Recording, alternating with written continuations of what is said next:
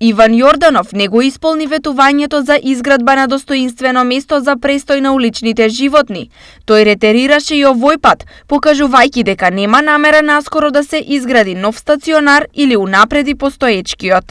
Наместо реализација на овие проекти, Јорданов и ВМРО ДПМНЕ дозволија веќе постоечкиот стационар за престој на бездомните животни да се руинира и пропаѓа, а бројот на бездомните животни на улиците на Штип секојдневно расте.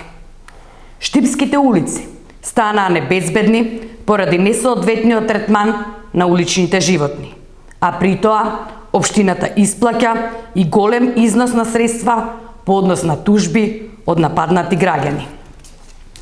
Апелите и барањата на граѓанските организации кои што се залагаат за благосостојба на животните, поврзани со несоодветните услови, односно живеалиштата во зоопаркот Бриони, меѓу кои е и последниот случај со малата лисица, Јорданов и ДПМНЕ, целосно ги игнорираа и преку настани организирани во зоопаркот се обидоа да ја манипулираат јавноста, сакајќи да прикажат дека граѓаните се задоволни од условите во зоолошката градина.